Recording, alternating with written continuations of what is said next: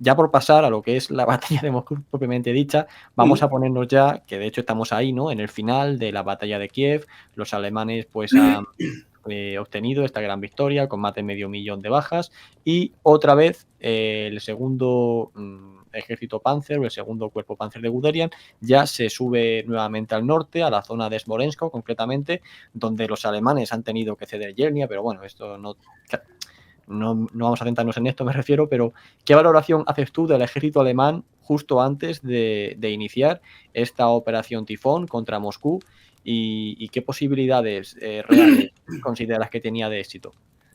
Bueno, los alemanes están cada vez más cansados, los soviéticos siguen lanzando unidades al combate, los alemanes los siguen derrotando, pero es como si resucitaran, es decir, no termina nunca, ¿no? Y ya hemos dicho, bueno, pues que esa increíble capacidad de Stalin de generar nuevas unidades es la clave de la victoria. Sin ninguna duda, en septiembre ya ha generado un segundo ejército rojo, ¿no? O sea que, bueno, esto ya lo hemos contado y en fin, Sí.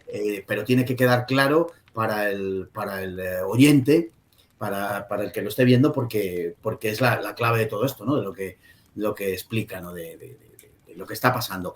Hay un factor también muy importante a tener en cuenta en torno a la batalla de Kiev que nos explica lo que pasará ahora. Y es que Kiev había demostrado ya que los alemanes no podían lanzar su ofensiva sobre 3 ejes de ataque. Ya no podían. Después de Smolensk ya no pueden. Y entonces una parte del grupo de ejércitos centro, bueno, la parte esencial, digamos, los ejércitos de infantería, el cuarto y el noveno, adoptan posiciones defensivas, mientras el segundo Panzergruppe se dedica pues, a la operación de Kiev. Es decir, que ya se necesita el apoyo de otros grupos de ejército para poder acometer un ataque en un solo eje. Esto es importantísimo para entender, bueno, pues el cansancio en el que estaba sumido el ejército alemán. De hecho, nunca más podrán los alemanes montar una operación sobre 3 ejes, incluso sobre 2. Ya en el verano del 42, la Operación Azul, empezó el 28 de junio del 42, es una operación que se monta solamente en el Grupo de Ejércitos Sur, nada más. En el resto permanecen a la defensiva. Bueno, ya no volverá a haber, por tanto, un ataque como el de Barbarroja. Antes de la Operación Tifón, por tanto, nos encontramos con 2 ejércitos que están, muy cansados, que han sido, en el caso de los soviéticos, derrotados una vez tras otra. Esto engendra también una determinada psicología, la imposibilidad de derrotar a los alemanes, ¿no? Es una cosa verdaderamente pues que cuando uno sufre una derrota detrás de otra, pues al final, indudablemente, esto hace mella, ¿no? Y luego los alemanes, por otro lado, lo que ven es que a los rusos hay que matarlos 2 veces, ¿no? Como decían. Es decir, que no es como los occidentales, que son más, vamos a decir así, razonables, y cuando se ven en una situación bueno, pues que no tiene posibilidad de arreglo, pues se rinden, ¿no? A pesar de las inmensas cifras de prisioneros, en torno a 5 millones el año 41, 4 millones y pico el año 41, a pesar de eso, de esa gigantesca cantidad de prisioneros, es verdad que los rusos, cuando estaban mínimamente bien mandados, no se rendían. Y había que matarlos por tanto, ¿no? Es decir, que todo eso supone un desgaste brutal, sencillamente brutal. Los alemanes era muy frecuente que llevaran muchísimos días sin dormir, por ejemplo, tanto los tripulantes de tanques como la infantería. Además, se daba la circunstancia de que los Panzer avanzaban mucho más que la infantería a pie, como es natural y lógico. Las divisiones motorizadas eran muy pocas. Realmente, tal y como estaba planteado, los grupos de ejército eran 2 Panzer por una motorizada. Eso hacía muy complicado poder cerrar los Kessel, poder cerrar los cercos.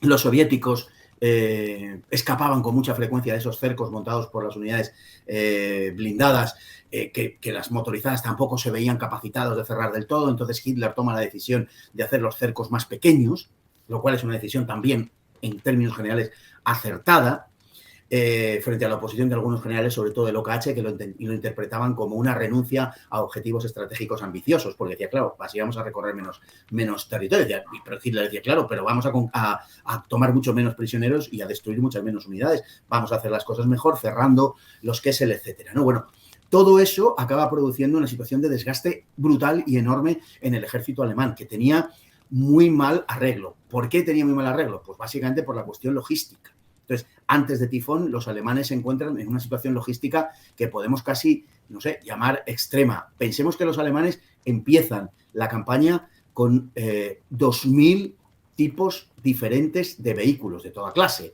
pero con 2.000 tipos de vehículos diferentes. motos, camiones, coches, tanques, semiorugas, todo lo que queramos, 2.000.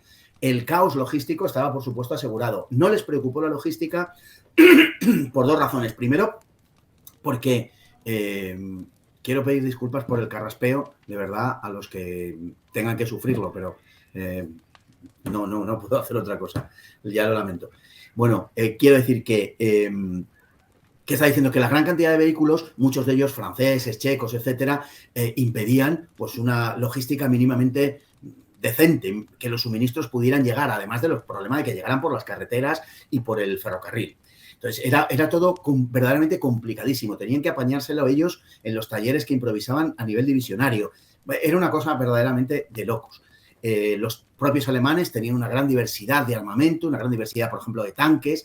No digamos nada de lo que necesitaba la Luftwaffe, que lógicamente pues, era la de mayor exigencia tecnológica. Para que llegara una pieza que faltaba y que era imprescindible, por ejemplo, para volar, pues había aviones que tenían que estar semanas literalmente en el suelo sin poder operar, ¿no? Bueno, todo esto hizo que el caos logístico se acumulara. Y decía que los alemanes no prestaron atención a la logística por dos razones. Una, porque en las academias no le concedían importancia, quiero decir, entonces no generaban interés. La logística era una cuestión absolutamente menor, ¿no? Lo importante que era el aspecto táctico. Y en lo que se esforzaban en las academias era en explicar el aspecto táctico e ir con ello. La logística era despreciada en general y en consecuencia, bueno, pues no se le prestó, ya por formación, digo, en el Estado Mayor, demasiada importancia.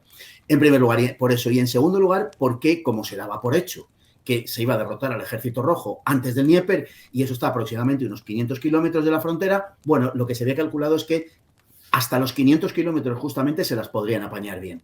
Entre 500 y 800 empezaría a haber problemas muy serios. Lo que pasa es que luego fue peor de lo que habían pensado. Y a partir de 800 la cosa se volvía imposible, ¿no?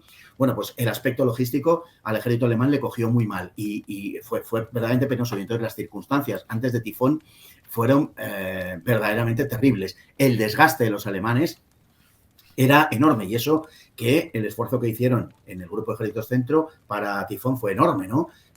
Representaba el 60% del Ostheer, ¿no? Del ejército alemán en Rusia.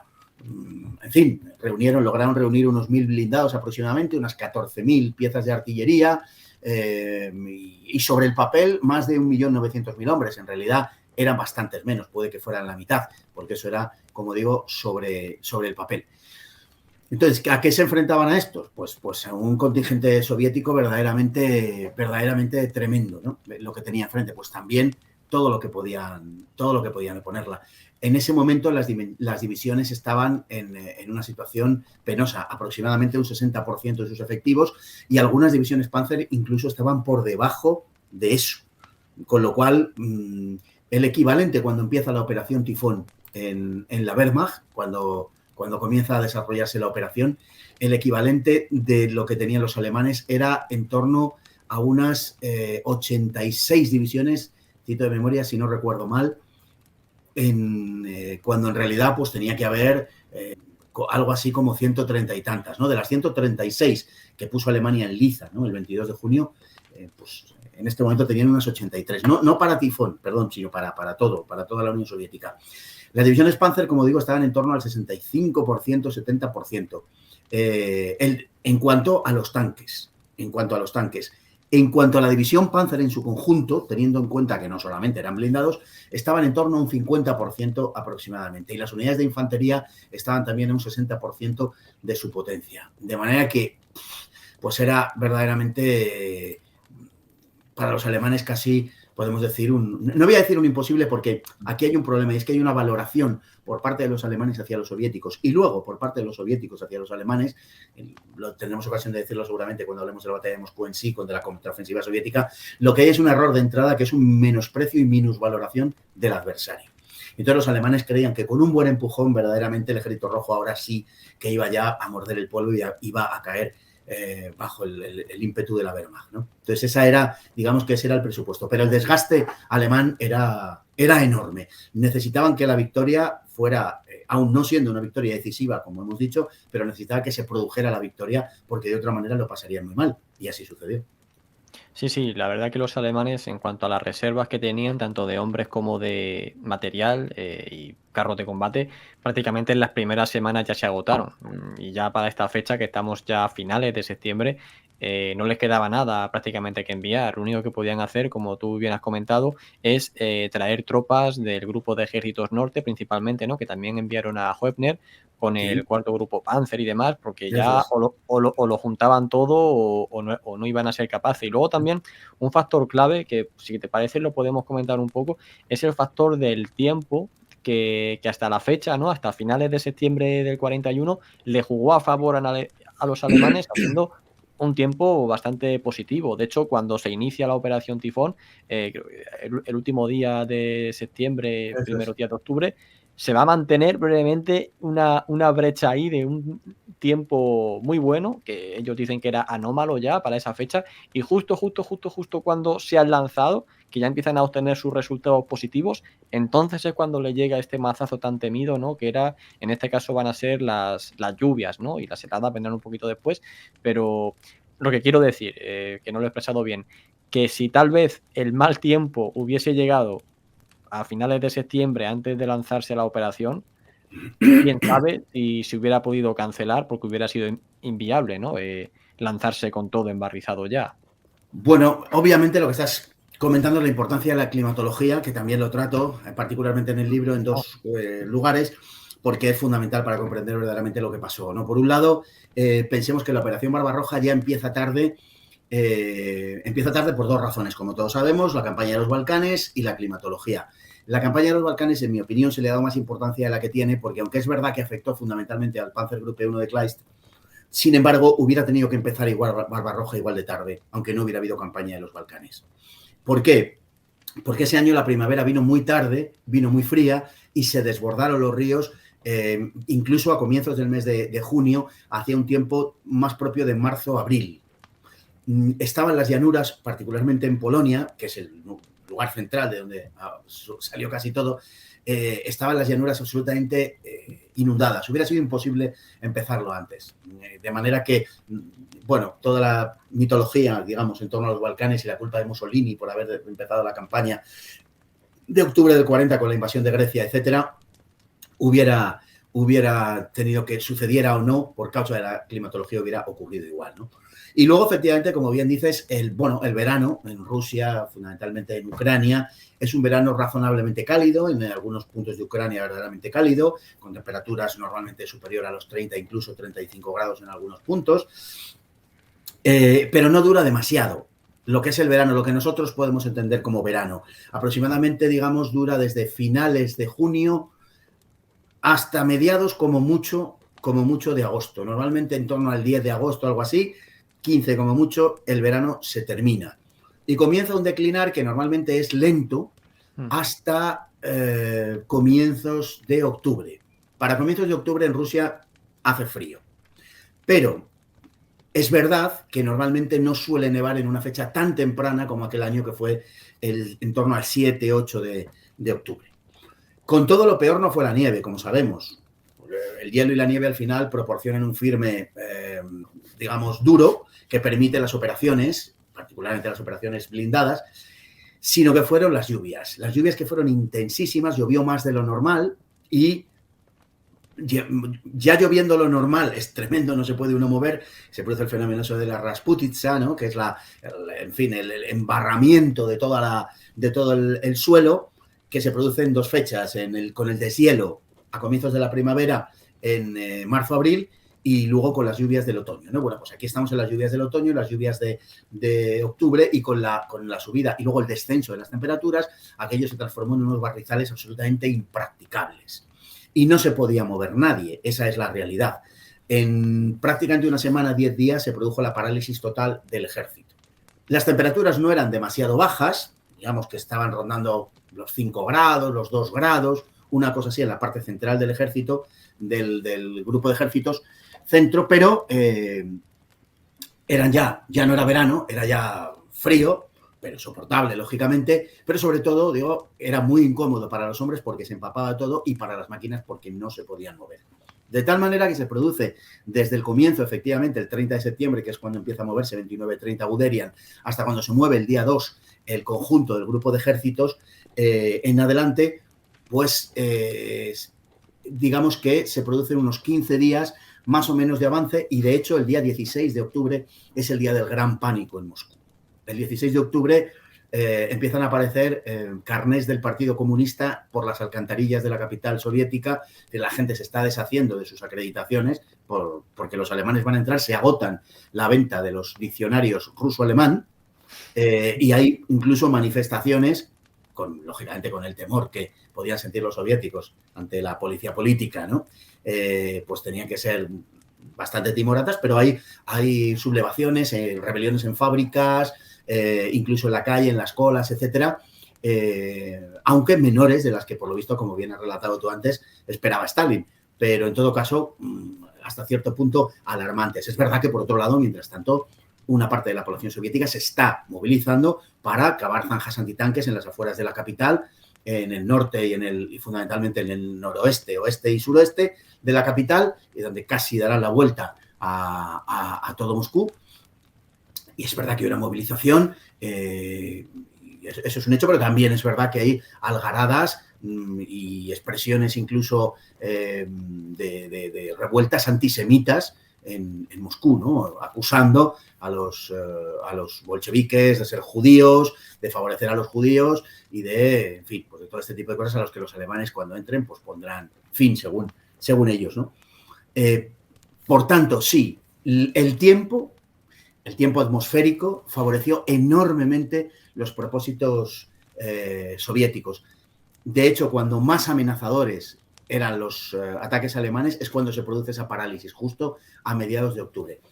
Hasta tal punto, los soviéticos luego han tendido a negarlo, ¿no? Las memorias de los generales y mariscales han tendido a negar este hecho, aunque en realidad posteriormente lo han acabado admitiendo, que efectivamente tuvo un impacto grande, ¿no? Hasta tal punto que el 7 de noviembre, cuando se produzca el desfile aniversario de la Revolución en Moscú, en un evidente gesto de desafío exitoso por parte de Stalin, cuando se produzca ese desfile, Stalin dirá que Dios está con los bolcheviques, porque ese día se esperaba la presencia de la Luftwaffe, que podría haber masacrado el desfile, como es lógico, y a la población civil, y sin embargo estaba absolutamente cubierto por una niebla muy baja, además, la capital de Rusia, de la Unión Soviética. Y la verdad es que favoreció enormemente los propósitos soviéticos. Es verdad que luego también, hay que decirlo, cuando se produzca la contraofensiva soviética, en algunos casos perjudicará al Ejército Rojo, pero en el momento más crítico la climatología se puso, digamos, decisivamente de parte de los soviéticos, o favoreció a los soviéticos. Y sobre todo, en ese parón que tuvo lugar y que luego les costó pues 3 semanas a los alemanes reanudar la ofensiva, ¿no? Fue una ofensiva que tiene 2 fases, una primera que es la de la gran batalla, la gigantesca batalla de Vyazma-Briansk, que es una derrota comparable a la de Kiev, e incluso es posible que hasta fuera mayor, porque es una doble batalla, digamos, y que supuso, bueno, un varapalo gigantesco para el Ejército Rojo. Fue bueno, pues, en fin, unas pérdidas se produjeron incalculables. Normalmente se dice que entre 650.000 y 1 millón de pérdidas para los soviéticos. Las cifras actualmente están más cerca del millón que de los 650.000, ¿no?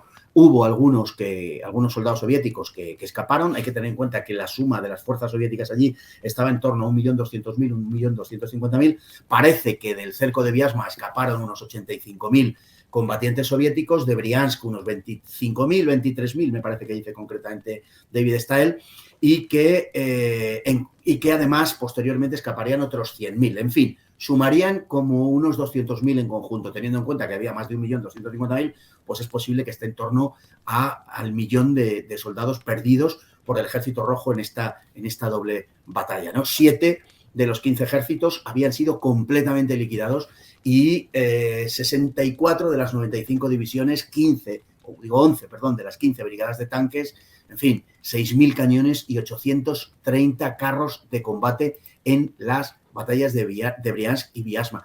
El palo fue completo, absoluto, viene después de Kiev, viene un mes después de Kiev. Es insoportable para nadie. Una sola de estas batallas para cualquier otro país le hubiera puesto de rodillas, le hubiera hecho pedir la paz. No cabe ninguna duda. Es decir, estas pérdidas no las hubiera podido sostener nadie. Estados Unidos en la Segunda Guerra Mundial en su conjunto perdió 500.000 de hombres.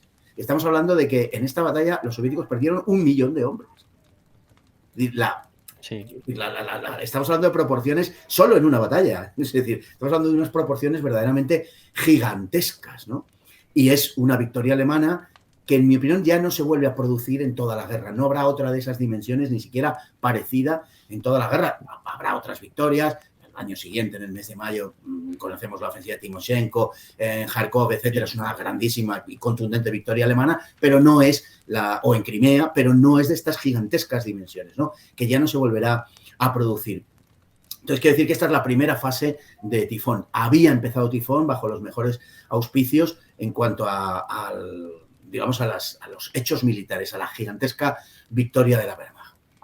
Y además, estos dos embolsamientos en Vietnam y Briansk son realmente importantes porque, si bien hasta la fecha, ¿no?, es una cosa que siempre le acusan a los alemanes de que sí, vale, habéis conseguido las victorias porque habéis pillado a un enemigo desprevenido, ¿no?, en cierta medida, ya sea en sus fases de, obviamente, ¿no?, de invasión a la Unión Soviética, la de Kiev también, porque es una cosa que no se esperan, es como un engaño, ¿no?, lo que estabas comentando tú antes, ¿no?, que Stalin pensaba que realmente eso era un movimiento para envolver Moscú y no para bajar hacia Kiev, pero es que aquí en Vietnam y en Briansk los soviéticos llevaban muchísimo tiempo, muchas semanas preparándose, ¿no? Después de la caída de Smolensk, llevaban muchísimas semanas preparándose y ahí habían puesto toda la carne en el asador y ahí ya sí que no estaban desprevenidos, o sea, estaban esperando un ataque alemán de unas divisiones alemanas que estaban más desgastadas que nunca. O sea, que quiero decir que, desde mi punto de vista, esta batalla de Vietnam y Briansk tiene pues todo el mérito posible, ya que no se le puede, digamos, poner ningún aspecto negativo de que fue un engaño, de que fue sorpresa, de que estaban desprevenidos, de que no lo esperaban y tal, porque efectivamente, o sea, así fue. Sí, estaban mirándose cara a cara desde hacía semanas y estaban esperando el golpe alemán.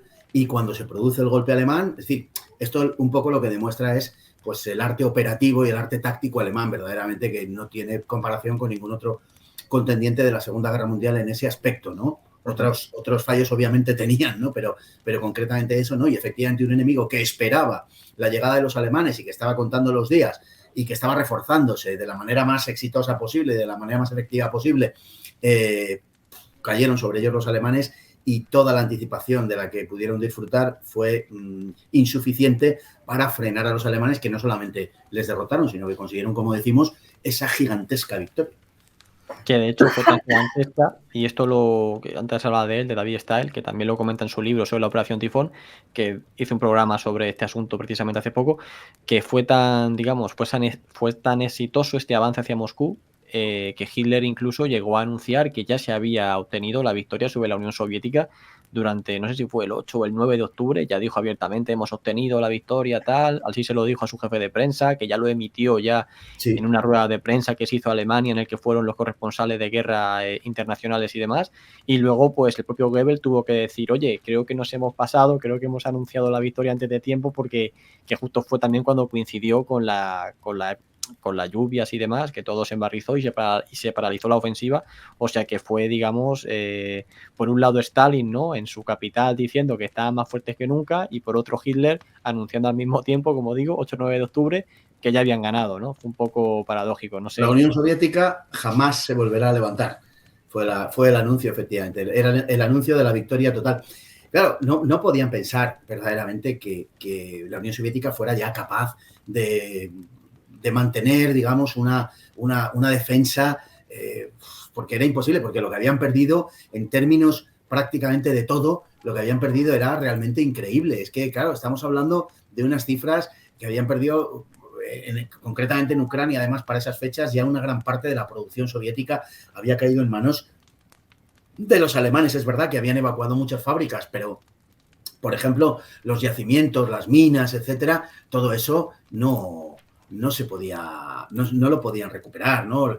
Las grandes presas, en fin, habían perdido una cantidad proporcionalmente, habían perdido una cantidad enorme de su capacidad productiva y ya era imposible, y el ejército estaba deshecho, estaba destruido, habían muerto generales capturados, Stalin había fusilado unos cuantos también, en fin, se habían producido una serie de cosas que ya pues hacían pensar que era imposible que nadie resistiese eso, ¿no? Y anunciaron, es evidente que de forma precipitada y prematura, anunciaron la destrucción de la Unión Soviética. Esa minusvaloración, como digo, también tendremos ahora probablemente ocasión de hablar de ella, se produjo por las dos partes durante toda la guerra, hasta el mismo 1945. La minusvaloración del enemigo. No, ya están acabados, ahora sí que ya están en las últimas reservas, ya están movilizando, tal. Fue algo continuo y permanente durante toda la Segunda Guerra Mundial, de Hitler hacia Stalin y de Stalin hacia Hitler, de los dos, fue recíproco. Sí. Hay una reunión precisamente en marzo del 45 de Hitler con Heinrich, ¿no? Que estaban ya a punto de soportar el golpe en el Oder. Que ya Hitler todo el tiempo, no, si no te preocupes porque lo que te van a lanzar, eso ya no es nada, eso ya son los restos de los restos de los restos. Y Heinrich le decía, estás muy equivocado. O sea que sí que fue continuo durante, como tú has dicho, hasta el final. Pues te quería comentar, si quieres hacer una pequeña valoración de las divisiones siberianas, ¿no? Que tan famosas han sido y en todos los documentales se nombra que gracias a las divisiones que Stalin en esta época, o sea, en esta fecha, ¿no? En la que se están produciendo estos acontecimientos, estas divisiones siberianas están llegando a Moscú y van a ser las protagonistas del posterior contraataque. No sé qué valoración haces sobre ellas y si crees que tal vez la propaganda pues haya exagerado su papel más de la cuenta o no, o si tienen merecido esta fama.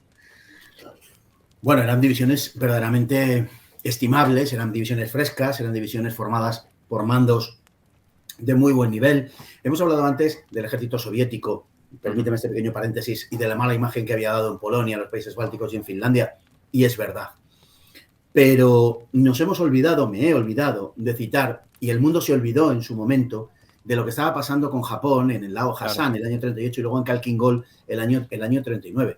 El ejército Kwantung japonés, que era un ejército que estaba muy bien considerado desde el punto de vista militar, fue convincentemente derrotado por Zhukov en agosto de 1939, en las vísperas mismas de la invasión. El 31 de agosto termina el Tinglao, termina el enfrentamiento del 39, el día anterior a la invasión alemana de Polonia.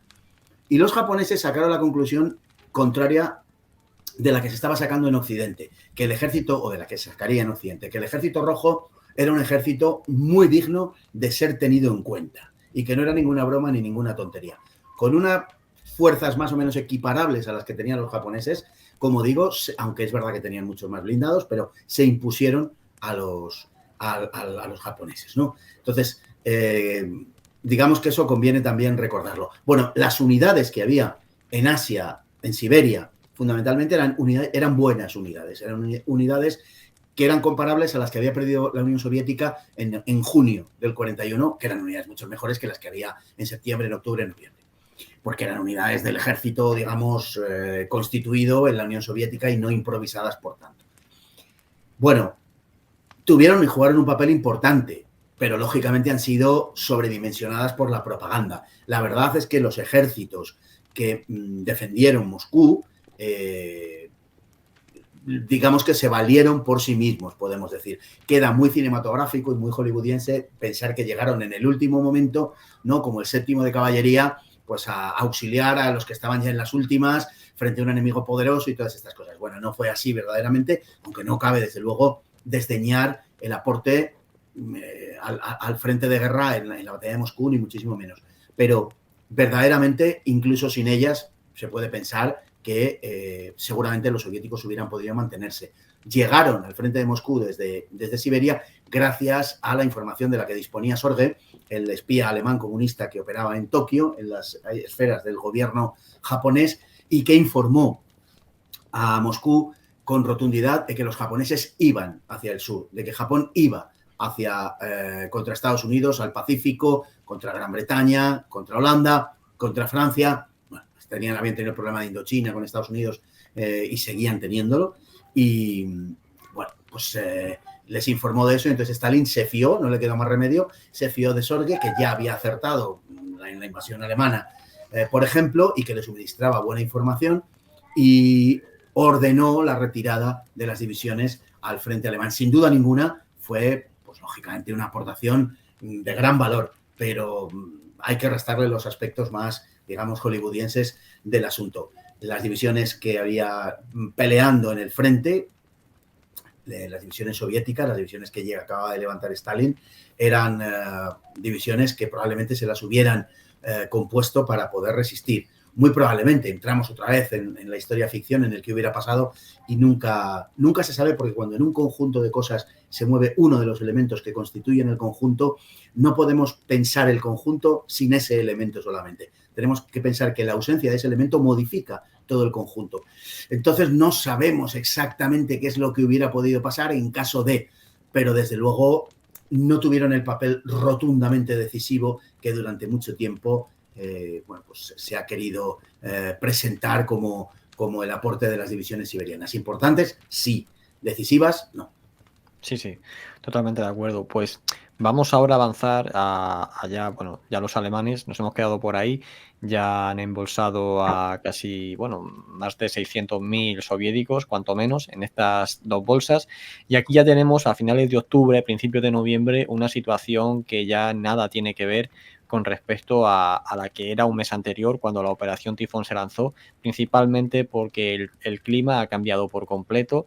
Ya pues se han visto las verdaderas dificultades, ¿no?, que tiene o que va a tener el ejército alemán a partir de ahora a nivel logístico y a nivel también de mantener a sus tropas, pues digamos, enteras, sin que causen bajas por motivos ambientales, ¿no? Ya sea que mueran por agotamiento directamente cruzando un barrizal o ya por congelación, que ya se empiezan a registrar bajas por congelación a partir de estas fechas. Entonces, pese a todas estas dificultades que ya se ha visto, ¿cómo valoras tú que todavía continuasen avanzando pese a lo mermado que estaban para completar pues una operación a todas luces prácticamente imposibles, en el que además no se centraron en Moscú, sino que fueron incluso abriéndose, ¿no?, alrededor de Moscú para embolsar Moscú, no en un cerco pequeño, sino en un cerco amplio, para, no sé, para darle aún mayor dificultad, ¿no?, a lo que ya tenían de por sí.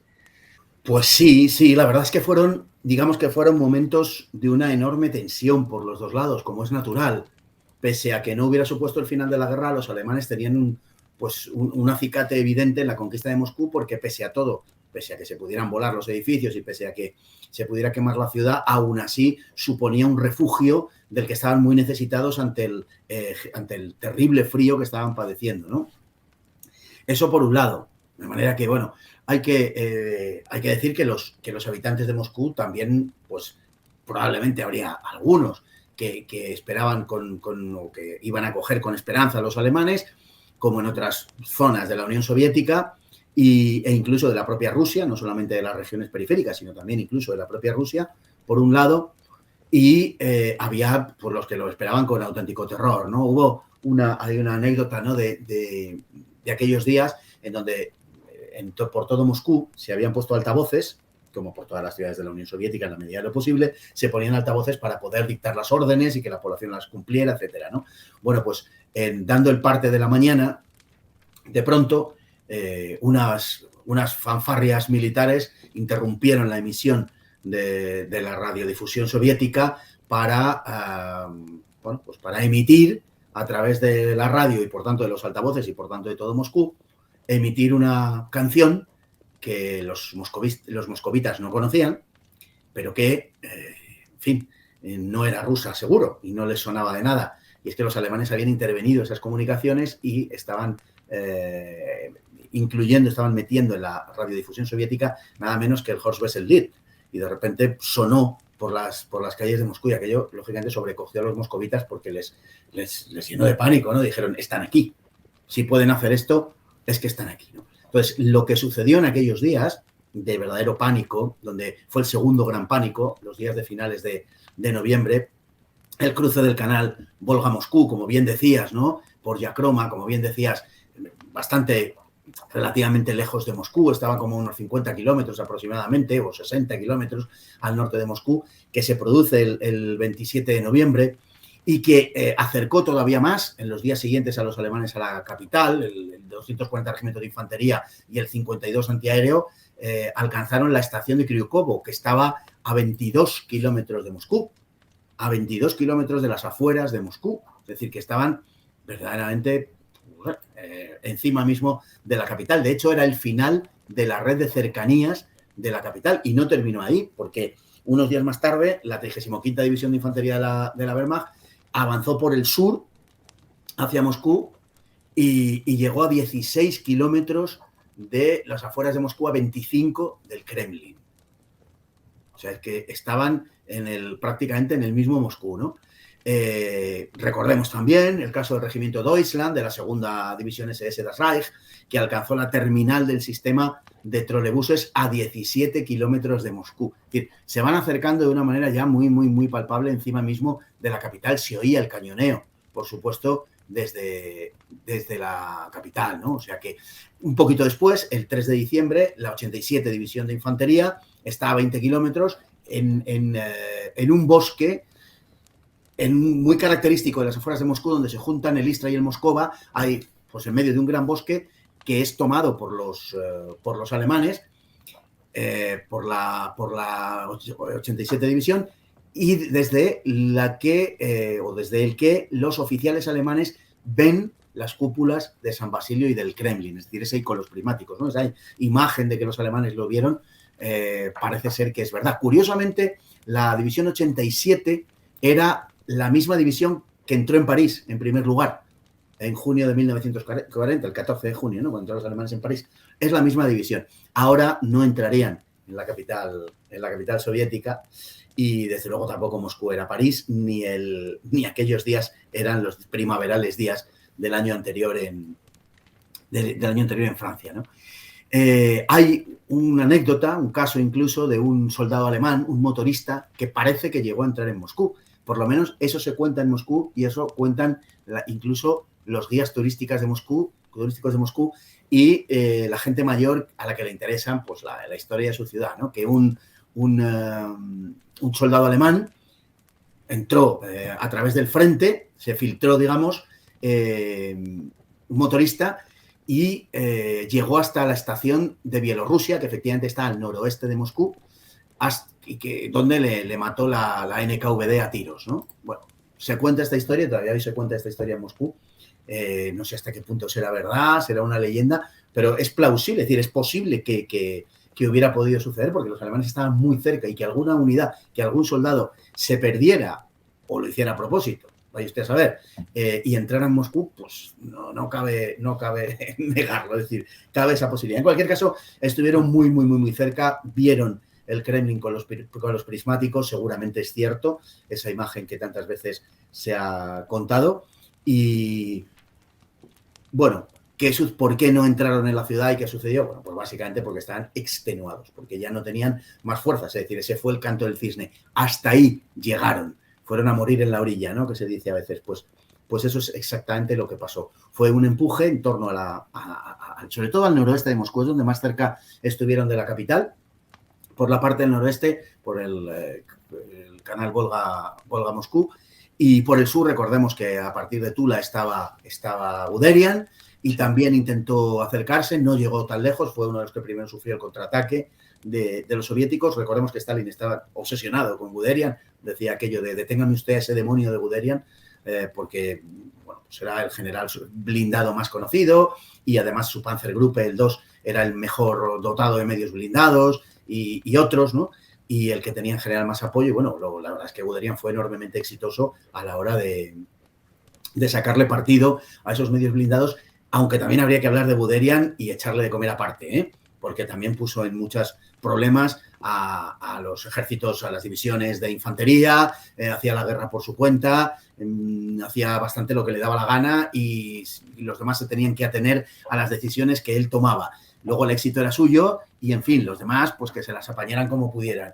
Y claro, que las unidades de infantería tuvieran que seguir con la lengua fuera a los Panzer y a las divisiones motorizadas, que por otro lado eran escasas, como decimos, pero en fin, de Guderian, pues para las divisiones de infantería no se habría que haber hecho una encuesta entonces a ver qué pensaban de Guderian las divisiones de infantería del ejército alemán.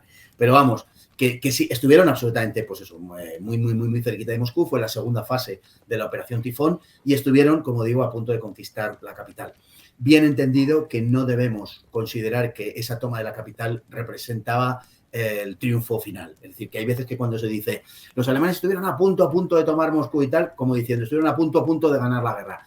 No, y además es que si pensamos que además eso es simultáneo prácticamente a Pearl Harbor, por ejemplo, y a la declaración de guerra subsiguiente de Hitler a los Estados Unidos el 11 de diciembre, pues tenemos ya la absoluta imposibilidad por parte de Alemania de ganar la guerra. Entonces, bueno, hay que relativizar un tanto la cuestión, pero no deja de ser, desde luego, un tema apasionante, claro.